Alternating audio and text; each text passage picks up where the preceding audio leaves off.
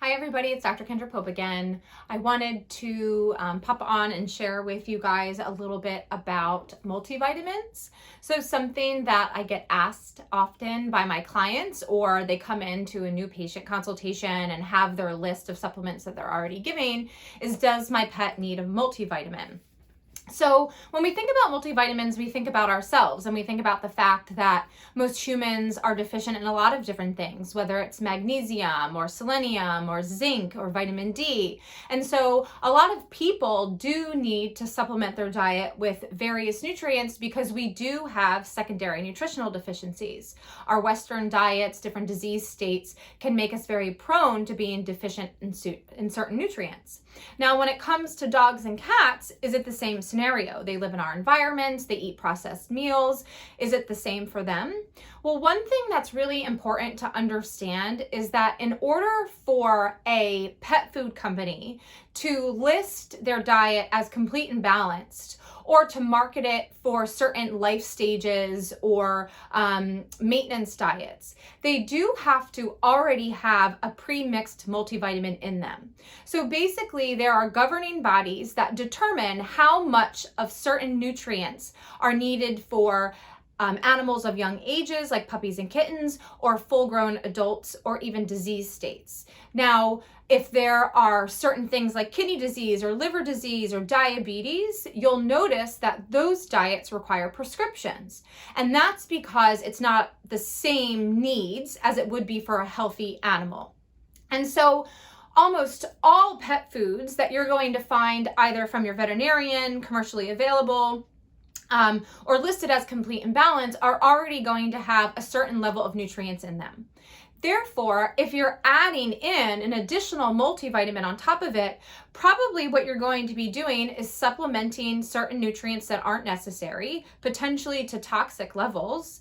Secondarily, there'll be a lot of overlap, so you're going to be wasting some money because it's not there, and you're not really testing to see what the specific needs of your pet are. Now, if you're home cooking, home making, buying a commercially available product that is not complete and balanced, then that's a completely different story. And there likely are some nutrients that are definitely needed. So one in particular that I find really interesting and have a special interest in is vitamin D.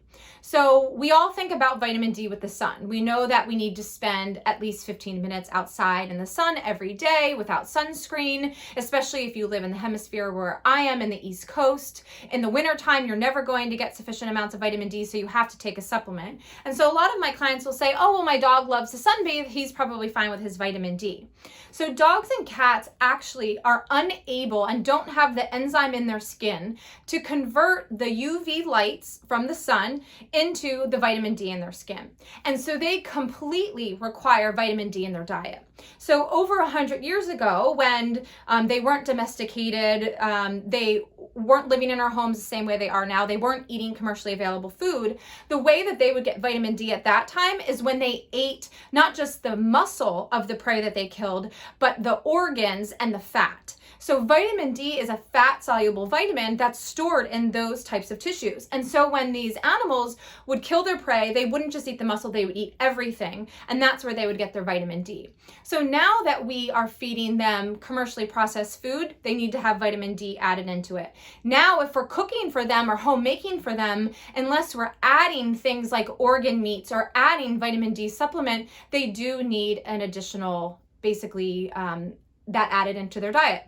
So in general, if you're feeding a complete and balanced diet that's commercially available, that's listed as such, it's going to have a multivitamin in it, and it's unlikely that you need to add more. If you're feeding a diet that's not complete and balanced or that's homemade or home cooked, then you probably need to. It can become overwhelming and confusing, so always feel comfortable consulting with your holistic veterinarian or a veterinary nutritionist who is comfortable making these kinds of diets, but it really needs to be individualized, even to the point that sometimes there's special blood work that will run, like a vitamin D level, to see where your pet falls. That's all I have today. I hope you guys enjoyed, and we'll see you next time.